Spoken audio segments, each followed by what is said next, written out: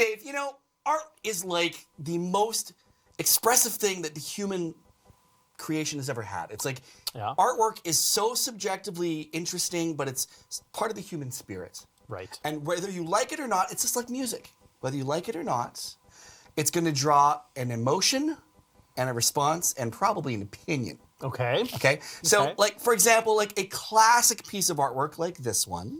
All right. Oh, okay. Right. So, what does that make you think? How do you feel about that? I feel at peace. I feel inspired. The Mona Lisa, it's just a nice mellow. Yeah, it's mellow. But there could also be a piece of art like this one.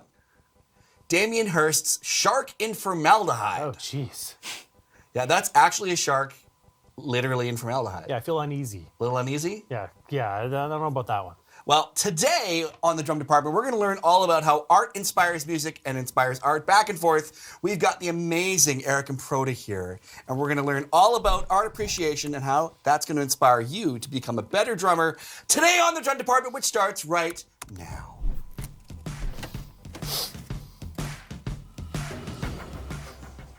All right. Nice intro, Kyle. Thank you. Super excited about today. Aric, it's a huge honor to have you here today. Thank you. Likewise. I'm excited to finally be here after our 5 years of emails back and forth. We've been trying to get you on Drumeo for so long, and for those who don't know, Aric's been a Drumeo coach for a number of years. During COVID, you were a staple instructor. And your streams weren't just how to play different things. Your streams were also about how to be creative and how to channel that inner creativity, because you are a very unique drummer. You stand out from so many others. I mean, just do an overhead shot here if you can, guys. Look at this setup. Yeah. You can't even see half of it. But there's like a whole... It's so interesting. There's a whole pedal board. You're probably the only drummer that I know that has more pedals than guitar players do. I can see that.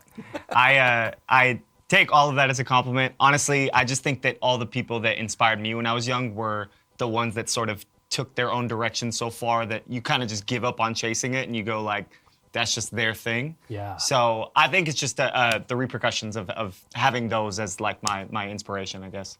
Well, it's worked. It's definitely worked. I mean, look at your toms. I'm just going to talk about your gear a little bit more. Go back to the overhead there if you can. So your toms, I don't know if you can see that, but they got a design on them. Not quite. Not quite. Okay, well... And if you're listening at home, we can't quite see it. Yeah, trust me, it's got a cool design on them. And if you look at the ride symbol, which is probably the coolest thing I've ever seen. Look at that. Look at that design. Oh, there we go. Thank you, Aric. Yeah, there you go. You can kind of see. Oh, there we go. Look at that. Now, did you draw those on the heads? No, well, so I drew the design and then it's a crazy story. Basically, I was making my own heads just because I was doing a video that I really wanted something to stand out, And they were getting made at Remo, but they were through a guy in Portland. I had to get them last minute at Remo, and as I'm walking in, I run into my rep, and he's like, what have you been up to? I asked him that, and he said, oh, we're looking for an artist to make heads with designs on them, and I literally had them in my hands. You mean these? So I showed him, and he was like, oh, well, do you want to make a signature line? So it was completely like, luck favors the prepared, but right place at right time, and they print them between the ply. So I scan the designs. Everything is hand-drawn, but it's cool because it's between the ply, it never blurs, and it actually makes the clear Emperors have a little bit of a lower tone. So I actually prefer the tone. Not that I don't like Emperors, but it has a really cool body to it. I love it. And it's no spirograph. Yeah. No. That's hand-drawn. So if you're wondering why Aric for this topic, well, we've also been working with Aric in the past. He's done a couple really cool Drumeo shirt designs for us. You do art on your own.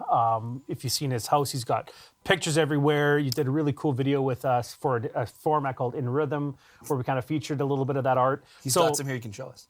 Show us. Yeah. Oh, I have we made this for fun. So I work with a very talented engineer and artist named Alan Fosnot, and he's the one that stained this. But we made this like thunder sheet just from like watching a lot of Foley artists where they're doing the background sounds and they need that like. Is there thunder and lightning out there? What's going on? Oh, it's just you. Honestly, we just watched those videos and we're like, well, we can probably turn this into some sort of like scratching effect or something else. So it's fun because I'll have these hour-long phone calls with him, and by the end, we just have a plan for the month and we see what happens. But love it. But yeah, we did this piece. We did the heads. I do a lot of stuff on my own. A lot of tattoo designs in between tours. Very cool. So that's the connection. What are we doing on this episode, Kyle? So we're going to learn about how, because Aric being an amazing artist and a very explorative drum artist as well. He does not just play the drum set like a conventional instrument. He takes it outside that box, which is pretty cool. Yeah. So we're going to see how, actually we're going to use the audience as well here today. We're going to get you guys to help us because we're going to show some images and we're going to get your instant reaction and we're going to get your reaction. So I want you guys to tell us what you think when you see some pieces of art. And then we're going to get Aric to interpret that on the drums. Are you up for the challenge? Little esoteric. This is a little bit out there. I'm up for it. I don't know how it's gonna go, but I'm down to try it. It's going to be super fun. I am sure of this. So yeah, everybody out there watching right now, so make sure you're going to chime in. So when we show some images, please share. It should be your initial thoughts. Yeah. Right? So Like the Mona Lisa, nice and calming and peaceful. All right. Good. before we get to that, though, I just want to quickly shout out, for those of you that may recognize Aric but aren't sure why, 2012 Guitar Center Drum Off finalist. There's a very viral video of you doing like a backflip. Oh yeah, with Right? GoPro. Yeah, with the GoPro. So I know it sounds like one of those things where it's like it's almost clickbaity to have those kind of things, but that's a big part of like your story in that how you've taken drumming to another place. You're doing all kinds of different things with it. And that's just one of the things you've done with it, right? Oh, absolutely. No, I grew up skateboarding, and when I was a kid, I like competed in gymnastics. So anything I can ever do to like take other parts of my personality and put it into music, even if it's performance based, I just always want to find a way to integrate as much of myself into what I'm doing as possible. So yeah, those do sound clickbaity, but they were. I would have done it whether it was on the internet or not. It's just. Well, you're bringing my a visual personality. element to drums because it is a very theatrical instrument, I would say. And you just Definitely. take it to the next level. Before we get into that, though, can we just get him to play a little bit? Absolutely. You know what? Here, we have an image. Can we go back to the Hearst image quickly for a second? The shark? There we go. I want to know how this makes you feel on the drums. Let me see. Let me set. Do you have a shark setting or like something for formaldehyde? I feel like I have something very Jaws-ish. They've actually had to. Okay, so he's going the Jaws. They've had to reset that piece because I think the first time they set it, it started to leak. So can you imagine what that would have smelled like? No. That in itself is a piece of art, then I suppose, right? Yeah, I guess so. The odor. The odor. I tell you.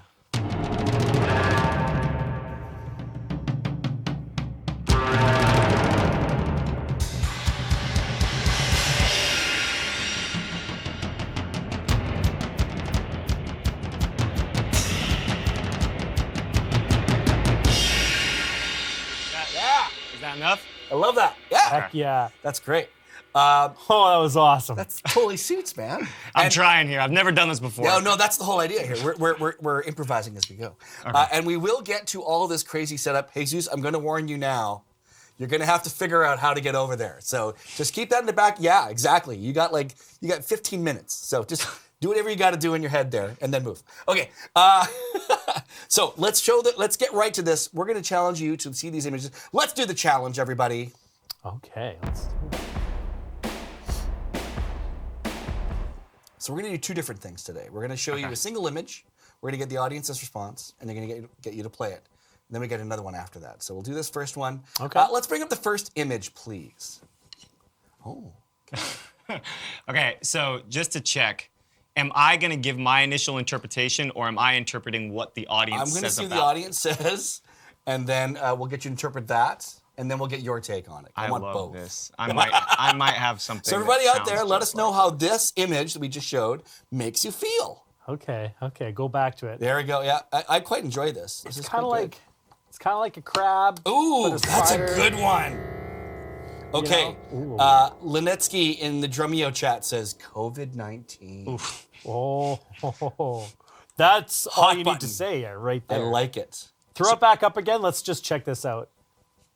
We've got ugly, disgusting, screaming, angry. Okay. Karsten Goyart says young nightmares. Ooh, Oh, let's go with that one. Young Nightmares. Young Nightmares? Young Nightmares.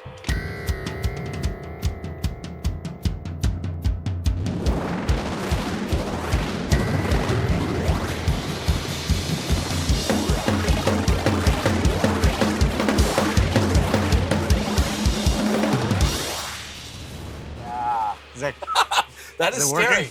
That's very scary. Whoa. Nicely done, Chris, with the, what are we going to call that? Like a diagonal wipe? I'm really enjoying those. So how did you get those sounds?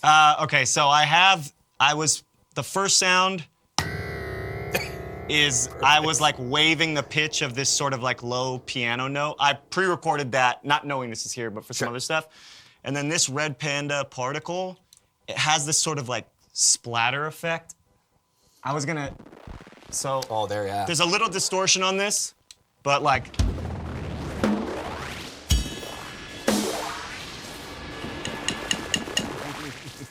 So I worked off that. Oh, you can hear the distortion Yeah, now. yeah. No kidding. We'll get into the details over here in a bit. So Okay, we'll treat it like the great and powerful laws for now. So that's what one of our members thought. So nightmare. Childhood nightmares. Childhood nightmares. So Aric, what does that image make you think of? I mean, if I'm not going effects based, that just Sure. is like noise vomit to me. Do you know what I mean? Like.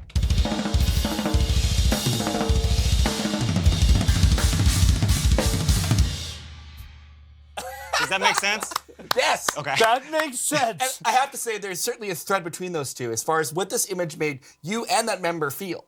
Yeah, the only thing I would say is noise vomit. It sounds like it's just splattered gross, and I don't like it. But I like that. It was in time. It felt great, strung together well. So Plus a great band name.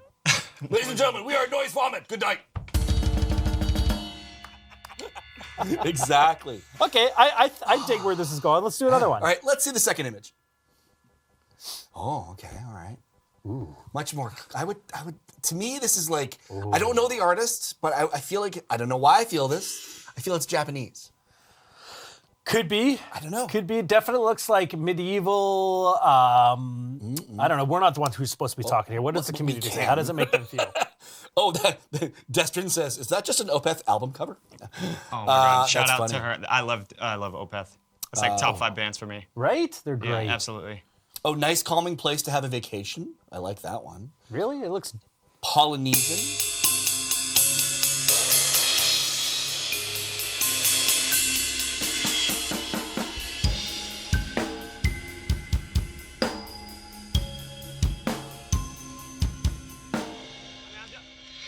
Should I not? I was just trying to go off what you were describing. Keep going. This That's is great great. because it was Okay, like let a, me it was like a see. slow jam. Add your flair into it now. Yeah. Is this on? There you go.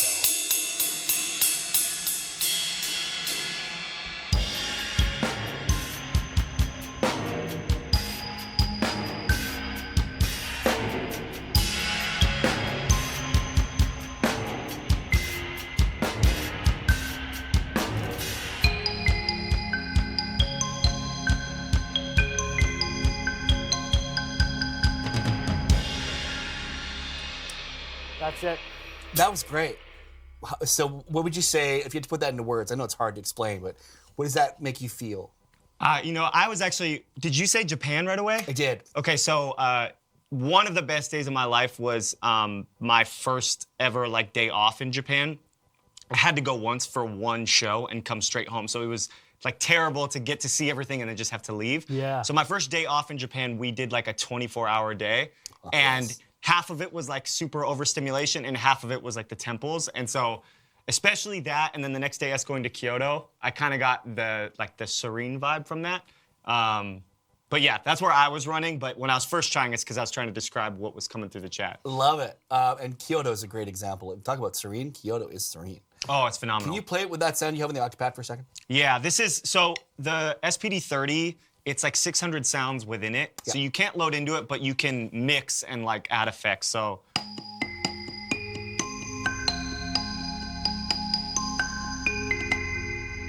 So it's just stuff I've built over the years for Night Versus songs. It's beautiful. Yeah. It's really cool. That was nice and mellow. I like that. Let's get one more image up here. Let's see what we have this time. Oh, dear.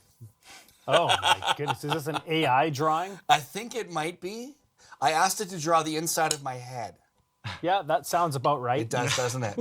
What do you guys think of this one out there, everybody? What do you? There's been some great stuff coming in, by the way. I'm just really enjoying this. Let's see here. Yeah, this one. OMG, that's fair. Dreams on creatine. Yep. Dreams Drunk on wasted. creatine? Like creatine. I don't know how to pronounce that word. I'm terrible at it. Creatine? Creatine. Or creatine, like Creatine. the Creatine. supplement. Creatine. Okay, I see. Drunk Wasted. Acid Face. Acid Face of Demons. Faces of Demons. Peruvian Acid Trip. How about that? What's a Peruvian acid trip sound like? Oh, you would know. Oh, here we go.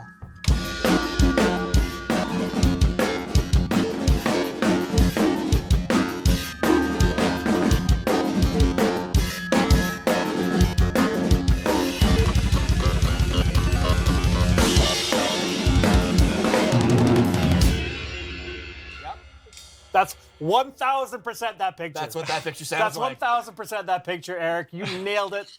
What was going through your head? Peruvian acid trip. That's what I was leading with. You just had to Yeah, call upon. we're following along with that same idea. It's like mescaline trip. Yeah, for sure. It sounded like so many people fighting for your attention, and that's what that beat that's was. good. No, you know what though? There is something to the amount of colors in that. It's almost like you can't. There's no like. It's almost like every vibe at once. Yeah. Do you know what I'm saying? Like it's like every yeah. I was trying to get this effect, kinda like.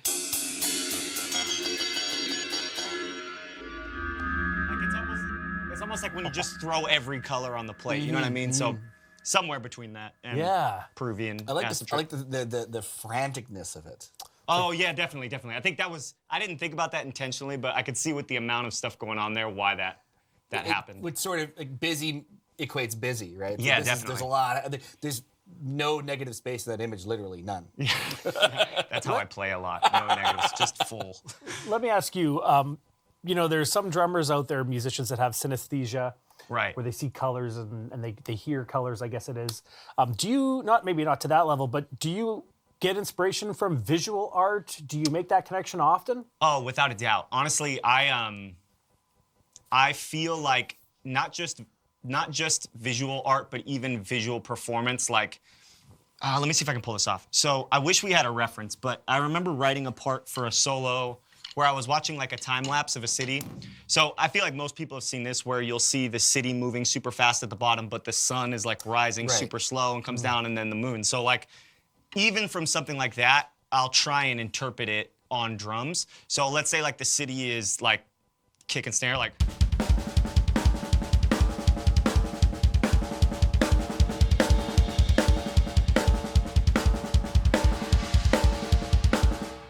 Swell to like to emulate like the sun or the moon. So I for sure have days where I'm trying to figure out a vibe and I'll just throw on a projector of images that I like and then just see what comes out, record it.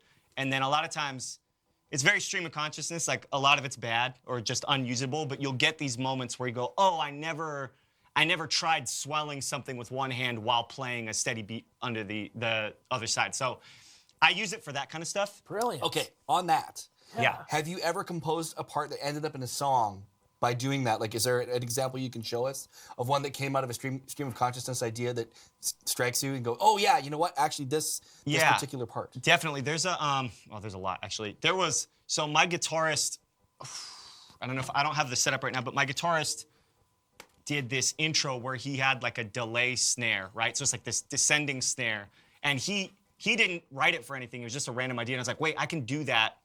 Live. Like, I think I can play this, but I'll play the song actually on the full episode later. Yeah. But then at the time, there were all these like, this sounds terrible, but like California landslides because it was raining. Sure. And so all of the news was this footage of like these amazing Malibu homes and like, not the house, but like the land by it just slipping down.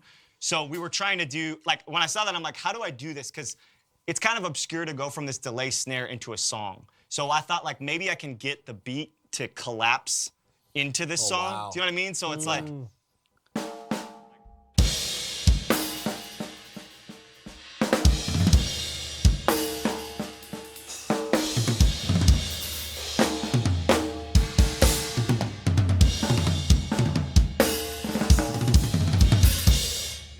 Goes to the song. So he was Very cool. It's so weird. Like, it's not like I sit down and I tell my band, okay, we're gonna emulate a landslide, but I see it, I feel like I haven't seen that on drums, and then all of a sudden it kind of leads me to the result. I love that. Yeah. That's Because so it's cool. one of those things, sometimes you talk to other people about it and they kind of think you're out in space land, like what kind of brownies have you been eating, right? But there's a lot of truth to it, and everyone is impacted visually, auditory, even tastes and stuff. Art's everywhere, and how you interpret it. We so often, musicians, people, anything, doesn't matter what your vocation is, we so often ignore how we feel when we're gonna play an instrument or do something. We're just not conscious of where we're at in that mental state a lot of times. Yeah. And we'll just shut down, and then we'll do something and be like, if you're in a bad mood and you get in the practice room, you're like, oh, I suck. You can just tell, You're just not gonna have a good day because you went in there with that, but you're not really self-aware of it. You just don't know why you're in a bad mood. Yeah. And then we don't really pay attention to those things. I think the more that we sort of pay attention to all the things around us, we get a little more in tune. I know it sounds a little artsy-fartsy. It's fine. But I think it's really important to kind of pay attention to the moment you're in. And if you're feeling mad, be mad and let that out. Well, that's why people go to other cool studios to get inspired, or doing this. That's why museums exist. That's why a museum. Okay, let's do another picture. Okay, so now we're going to amp it up a little bit. So we're going to do something a little bit different now. So those three were great.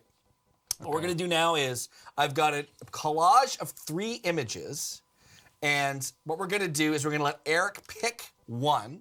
Don't tell us. And then and then you can play to it. You take your time with it. We're going to throw it up on the screen here in a sec. So collage 1, it's going to be 3 images, and we're going to let you play, and then we have to guess which image he's choosing. we have to guess which image he's playing to. Okay. And that image is coming up very shortly. There it is. Oh, jeez. So take your time. If you want to create a soundscape or something while we're doing that, but this is so weird. So what do we have here?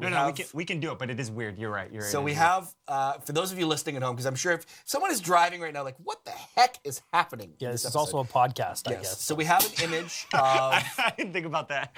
The first image, I would say, is probably a Dutch master. I'm not sure who. Okay. Second one could be AI. The third one is disturbing, but got I only would say one eye. based off of Roman. Okay. It's a sculpture. Not a And I've social got to media try and guy. communicate this to you So without... you can pick one of those 3. You can keep the image up, Chris. No problem. And then when he starts playing, we can pull that out. So yeah, you're gonna interpret one of these, and we have to see if we can guess which one it is.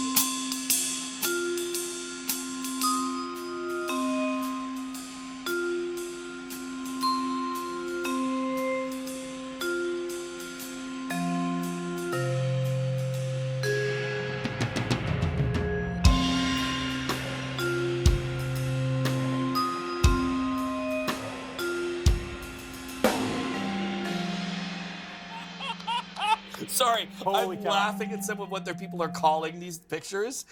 My favorite one was regurgitated mustache.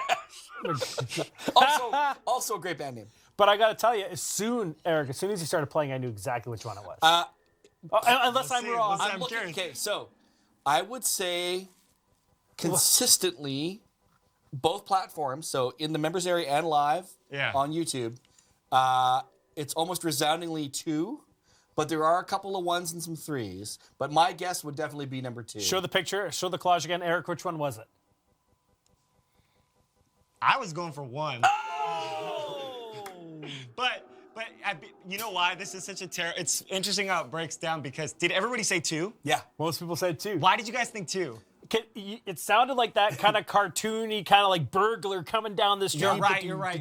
Scheming, that's what it sounded like to me. And that image does look like it was taken to like 1889 or something. So you get that kind of like, That's great. Keystone Cops kind of vibe. No, you know what though? I'm fascinated by this. It doesn't surprise me because, first of all, these are more similar than I thought they would be. Yeah. But first of all, I was like, okay, this guy, he looks like here, let me turn this off. He looks kind of like an elitist. Yeah. So right away, I'm like, jazz vibes. ride. Yeah. Because those are the only people that are going to come in and be like, that's Oh not my a jazz God, ride. that's You amazing. know what I mean? So I kind of thought that. And then, That's amazing. what did you describe it as? Like a Dutch master? Yeah. So- it's probably a Rembrandt or something. So I was like, okay, what's like a royal sounding instrument? But all that to be said, those are the components. The piece itself does feel more like the cartoony, like burglar, now that you say it. So I don't like, it's almost like the process of that led me to something else, but. That's good, though. I like this. So I think we could argue that the collage itself affected the choice. Well, they're also very similar. Those ones are, I can tell you the next one is not. Okay, let's do the next one. Yeah, so I picked that one because it was three faces. Yeah, that's a stretch. The third one's maybe not so much a face, But you said that most said 2? yeah. I love that though, because then that's what it is, right? Like ultimately, like the thing about genres, right? Like it starts at one place and eventually over time people sort of dictate where, like what emo was in 2000 is not what emo is in 2024. You know what I mean? So there's so many things that happen. Some of the comments on YouTube are killing me. This guy's like, says, I'm going to think of that beat every time I see some paintings of some old white dudes. Sounds good. Okay, let's do another collage. This is good. Let's All do right, it. next collage. Oh, dear. Oh. We went full pop culture, everybody. Oh. Okay. So for those of you listening at home, we have an image of, it's a meme of Lars Ulrich trying to guess what a paradiddle is on the, what's that show called? Wants to Be a Millionaire. Wants to Be a Millionaire. Then we've got the that little kid meme with the fist pump. He looks a little bit like Patton Oswalt. And it says, ordered a 10-piece chicken McNugget, got 11. And the third one's just a really cool picture of a lemur. That looks like he's shocked. Actually, that lemur might be painting something right now. Looks like he's painting, hand painting. Shocked? Lemurs have hands? Don't they always look shocked? I guess so. So we have to guess. It's an exotic raccoon. Eric, when you're ready, we have to guess which one of those 3 meme-worthy photographs you were playing for.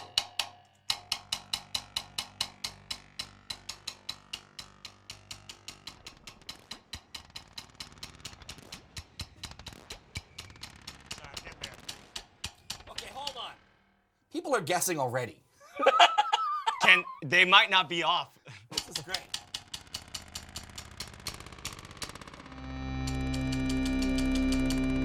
I don't know if that was intentional.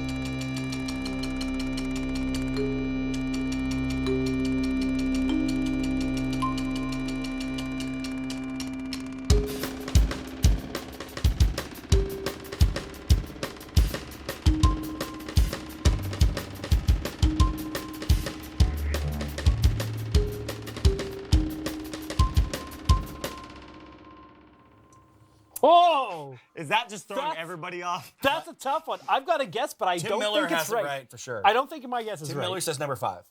Number 5. Okay. Yeah. Okay, what did the majority of people say? Okay, so we got this one split. I would say more so.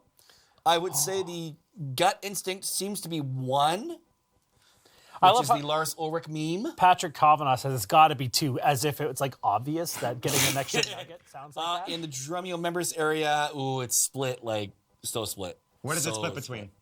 All of them. Okay, what's your guess? This is amazing to me. What's your guess? Oh. That means I didn't do a good enough Not at job, all. though. Not at I don't all. know. I feel like if I. Don't tell us yet. The objective here is not for you to make sure we get it. Right. It's I know. for you I know. to do I your know. thing. Okay. I was really trying to like get into the vibe there. For me, I think I want it to be 1, but it's probably 2. But I think it's 1. Really? Yeah. Okay, so my guess, I started with 1 because you get in the question, you're contemplating it. I felt and like you're it was doing kind of suspenseful. But I gotta say it's 3 because it was kind of sneaky. It was. Yeah. And that lemur's, is that a lemur? I think it's a whatever. ring-tailed lemur. I'm pretty sure it is. Like a raccoon kind of. Chris says 1. Chris says 1. Jesus, what do you think? 1. Okay, Eric, tell us. Yeah, it was 1. Ah! But I could see the lemur. This feels like a lemur. Like a sketchy, like hopping around. sketching around. I don't think it's far off, but what I tried to get the sample I had that was almost like the Jeopardy contemplation. Yes. And then Okay. and then like I tried to build it up like the pressure of getting it right. But part of me was like, should I just keep messing up a paradiddle just to see if it's like Well, because I thought that I was thinking about that. And I was like, that tips the hand too far. Right, that's why. But I was about to, and then I was like, I'm already in this. Let's just see what happens. So yeah, it was 1, but I could definitely see the lemur, the angry little kid. I was like, I feel like it's gonna be too hard for me to make. For Okay. sure. You know what? come Let's across. because this is all I have for these. So let's have some fun with this. I want to hear what the lemur sounds like. Yeah. What's more like jungly? It's more of this. I No, like that. It's fun. now I'm like, I'm curious because a lemur, like you get, what does a lemur sound like? Does it make a sound? It must make a sound. I don't know, man. That's an exotic animal. No, that's not it. Lemur. No. Anybody out there who knows what a lemur sounds like? I don't know. Lemur core.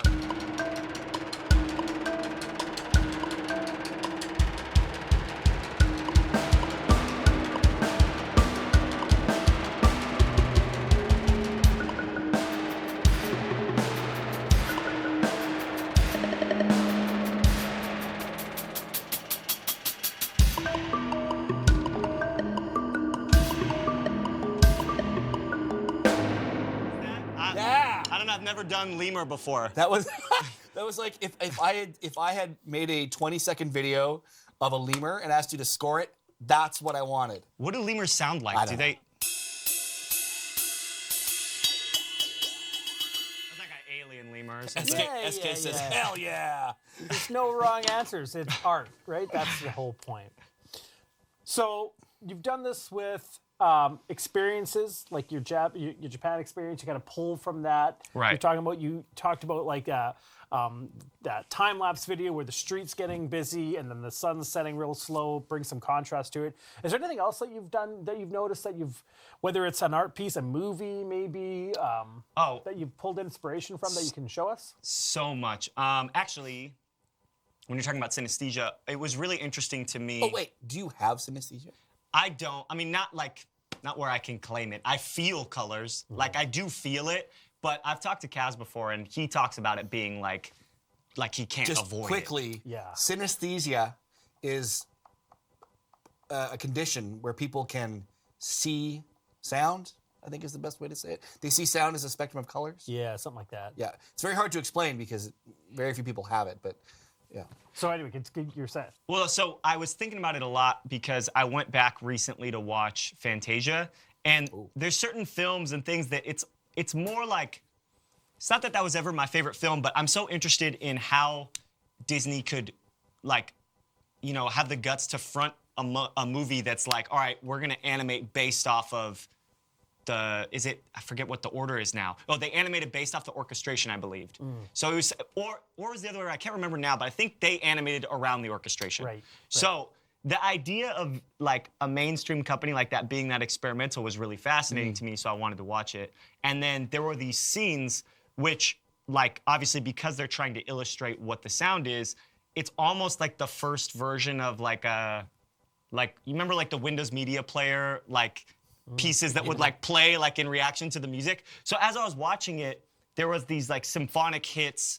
I think it was near the scene where like Mickey's on the mountain and like all the lightning's happening in the broomsticks, where it's like there were these big orchestra hits and timpani rolls, right? So it was like, roof, roof. And then God, don't loop what I just did. But then I was trying to do that for a Night Versus song. So the first song on the record has something like this. So I play it like this. Literally, the record sounds with.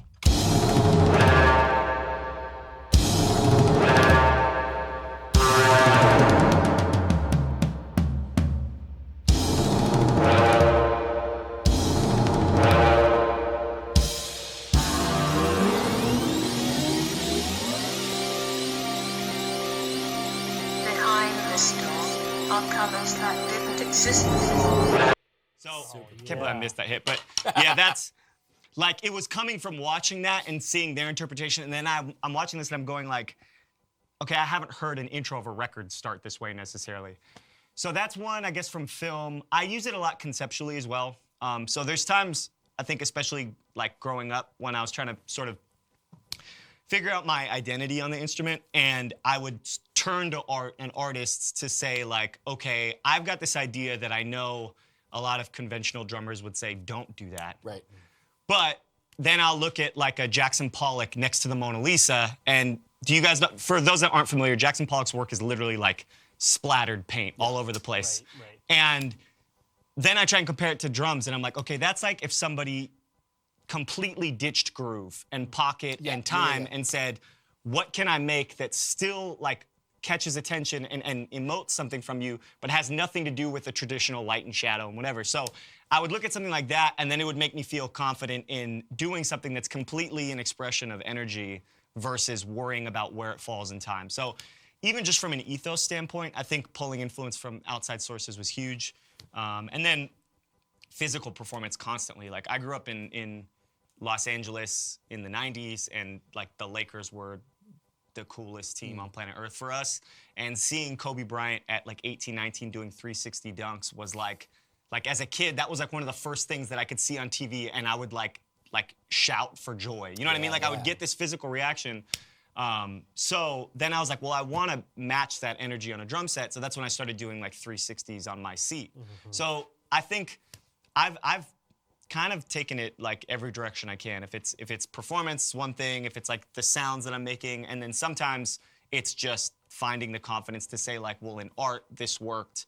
Why can't it work in music? And specifically drums, because I think drums, they're amazing. There are so many cool like aspects to drumming, but there is a very strict regiment of what people are willing to call good drums, right? And even when Drumeo lists those, you know, you guys will do those polls where it's like, how do you prioritize? It's like time, groove, creativity, and almost nobody puts time and groove at the bottom. And I'm not saying you should.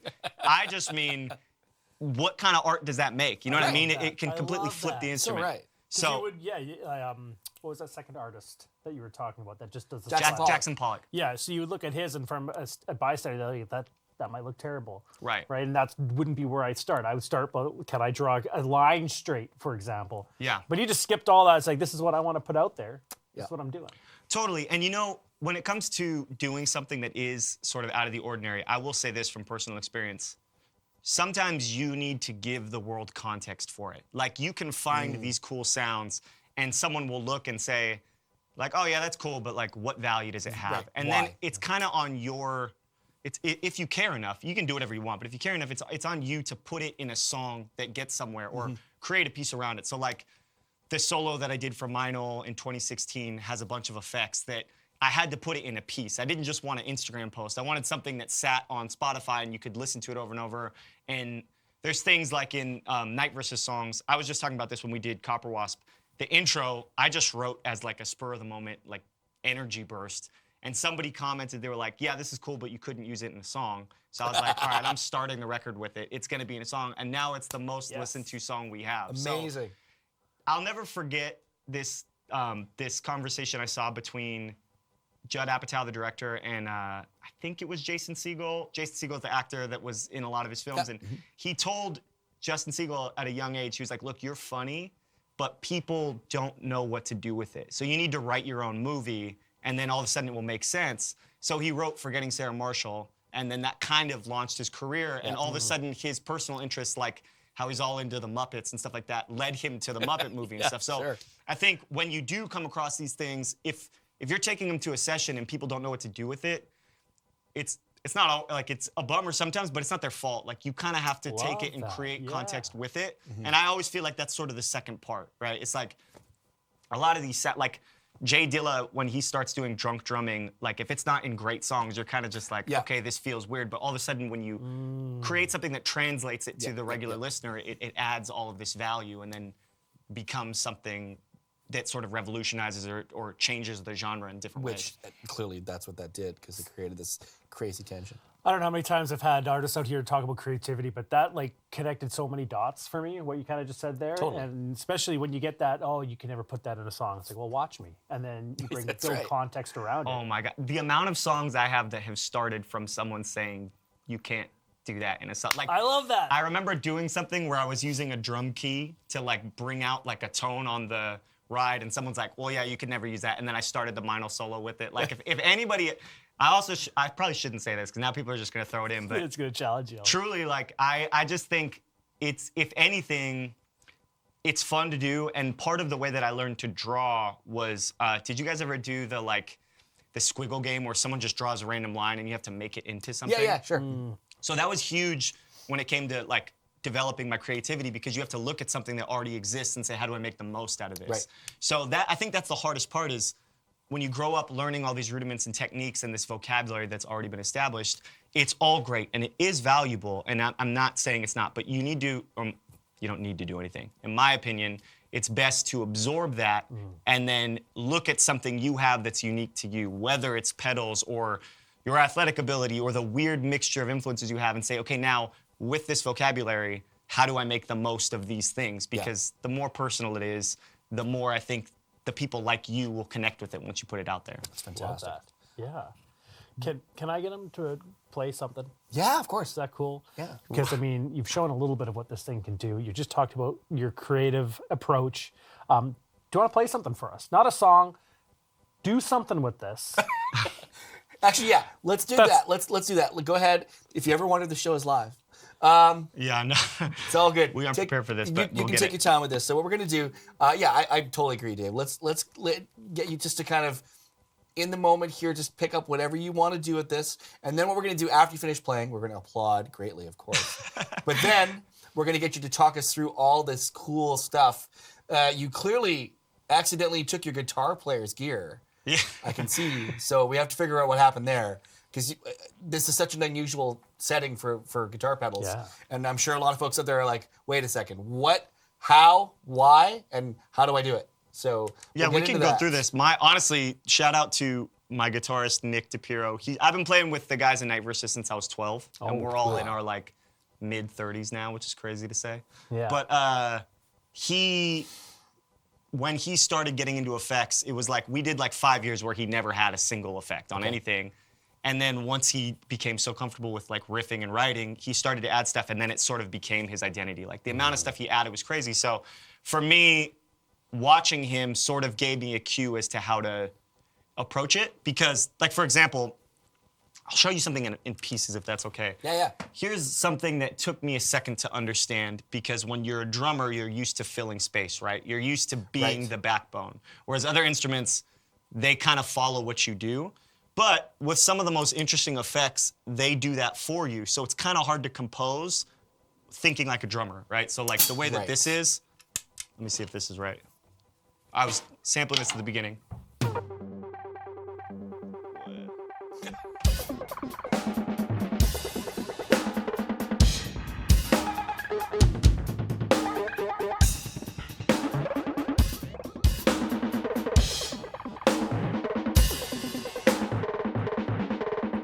Like I have to lean on the space it fills. Because what I learned when I bought this pedal, because I buy these and I don't know what's happening, Right. is that if you do a dotted quarter between this,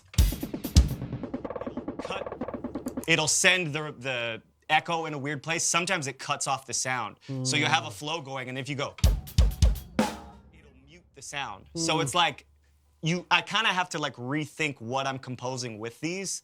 Right. Because you have to sort of think like a guitar player in that, like when you think about The Edge from U2, he uses that dotted delay. I was just going to mention that. I was going to say, if you look at what the Edge is actually playing versus what you're hearing, they're totally, well, not, obviously they're this similar, but Yeah. it's quite different than what you think he's actually playing. It's much simpler. But he prioritizes the effect, right? So he'll be like, doon, doon, doon, but it sounds like, Exactly. it fills up. So like, with that effect, I have it on. You just turned it off. There we go. There you go.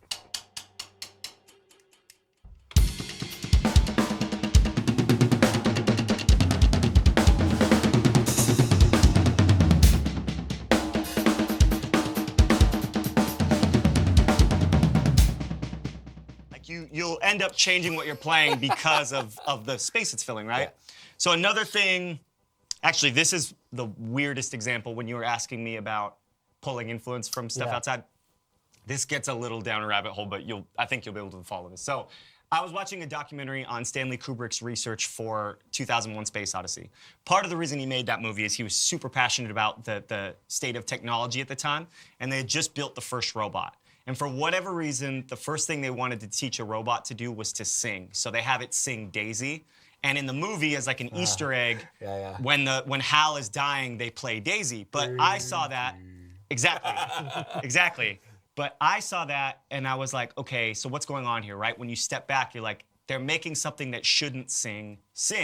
So I was like, okay, well, the solo I did for Meinl in 2016, I was like, how do I make something sing that doesn't? So I was like, let me see if I can add a melody to a cymbal, because a cymbal has like one tone for the most part, right? So what I did is, at first I was trying to whammy it, to pitch shift it, but the control was too hard. Then I realized on the whammy there's different octave settings. So you can change the octave exactly. So you can go.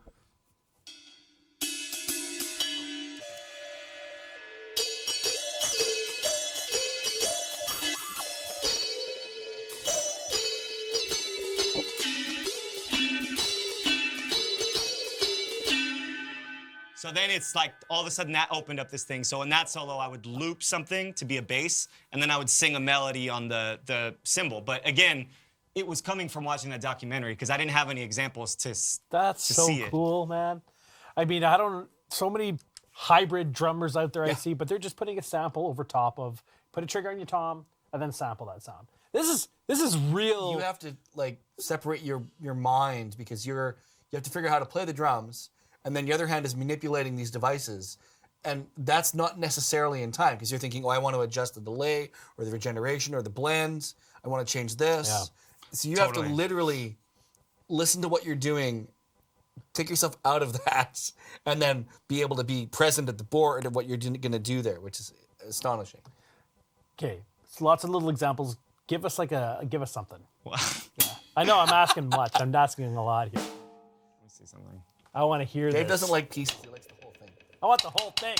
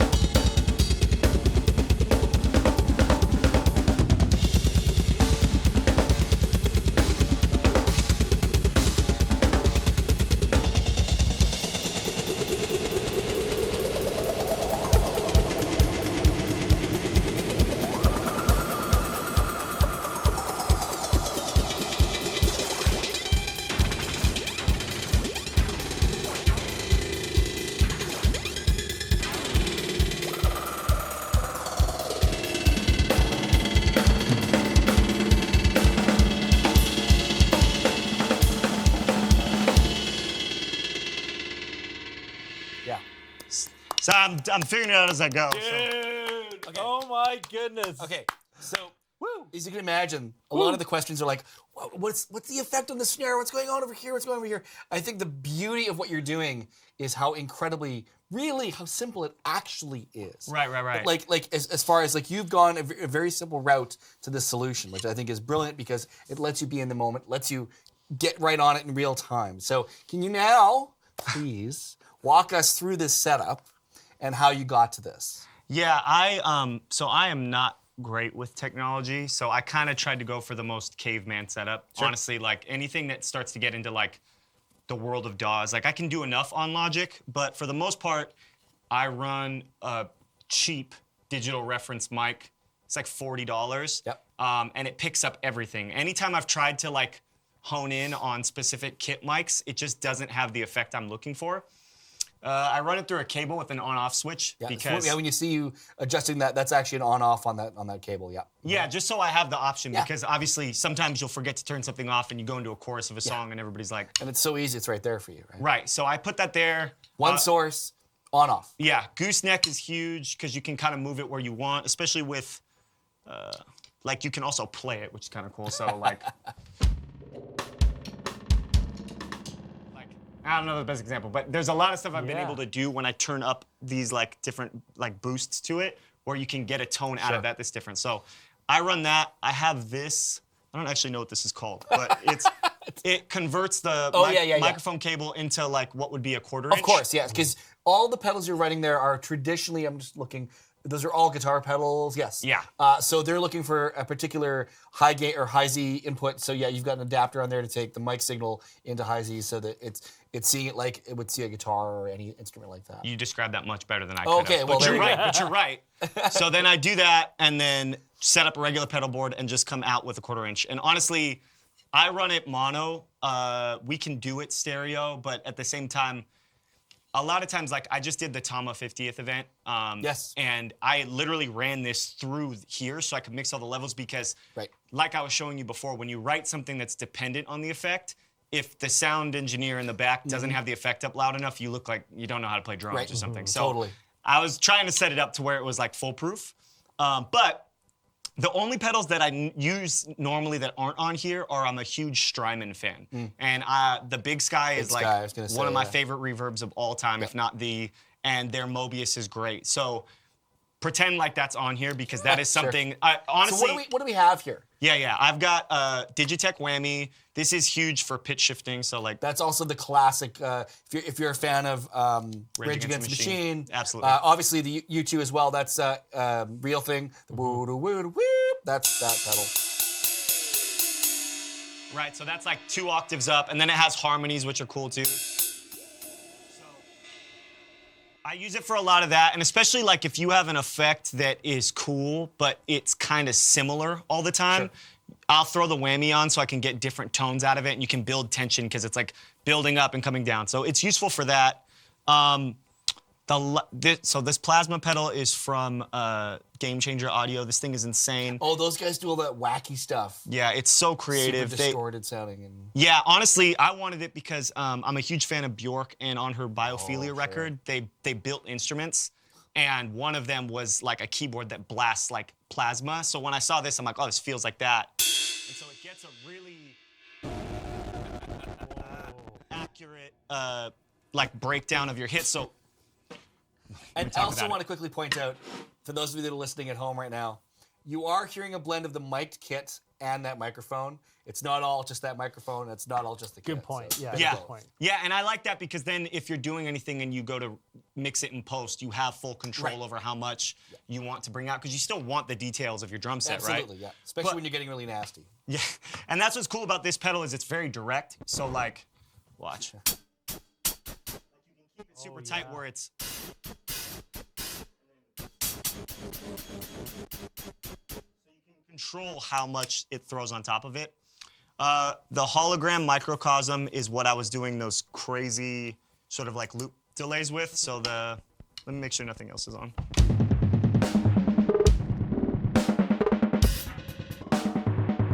And then I'll pitch shift that because it's like a limited range, but it's cool because it really is sensitive to what you're hitting. So like if you hit a bell, What the? so all that stuff comes through, and then I try and compose like, okay, these are my pieces. You know what I mean? Like, what do you do with it? Because it's different than writing just on a regular drum set, obviously. That pedal is so much more better use in your hands than it will be in a guitar player's hands.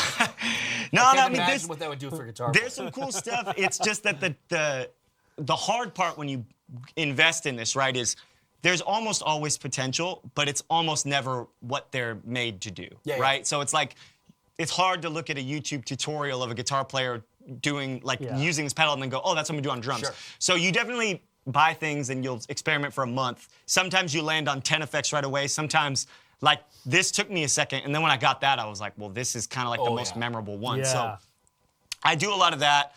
This particle from Red Panda is insane. These are the settings I have saved for the solo.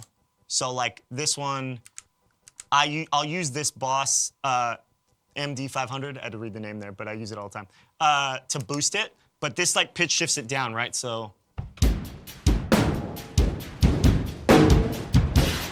lowness is from the Red Panda, but what's crazy about it is you can program all these things. So like that AI image that was all the faces is. And the super over the top, like. And then this other setting I liked because it'll change the tone as you're going. So like it'll change the pitch. Wow. So you can just play and it's reacting. Oh, it's so cool. So this one's very cool for that stuff. This Boss one has a ton of good modulation effects, but the ones I use most are this Dimension one. for like drum and bass stuff, like. And then it's also good, like the settings I've messed with the most are that and the slicer, But you'll learn things as you go. So like with the slicer, if you're not riding on the ride and the note cuts, it doesn't know what to chop. So if you're just going like, it mutes at the wrong spots. So you kind of have to jam with these and all of a sudden you'll learn like, okay, as long as I'm filling up space, this has a purpose. Pretty cool. This is the Hoof Reaper from Earthquaker Devices. It's got a bunch of awesome fuzzes and distortion. So like, I'll just walk through like,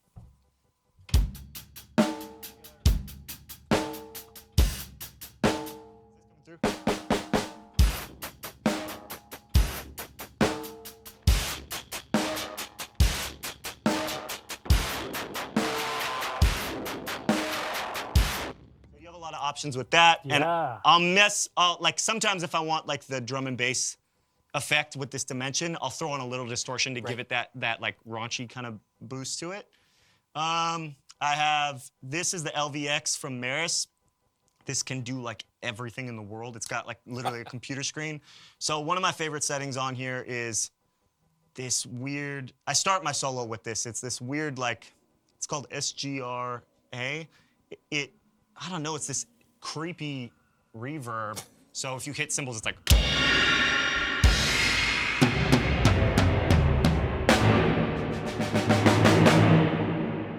You throw on it, but it'll have like a cool echo delay too that's sort of like lo-fi, so like.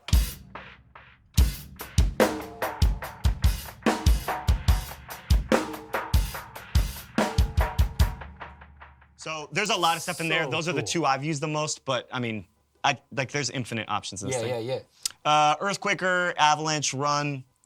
One of my favorite tones. It's hard because these are analog pedals, so I have to make it every time I do the solo. But I crunch the delays together to get this sort of like vibrato effect, but it's super tight. So it's open. Oh, nice. And then I can layer that on anything and it sounds cool. So anytime I'm trying to switch up, like if I was running, what was that? This.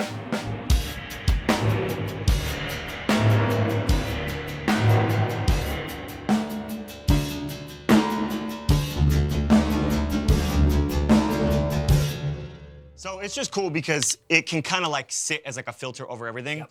The downside to it, which makes it more artistic, but is that you can't preset anything. Yeah. So you have to make it every time. So every take I do of this solo, that part sounds a little different. And then the last one I have on here is the light pedal, which is from Game Changer. And I didn't get this in the solo, but this is one of my favorite effects. You use the feedback option and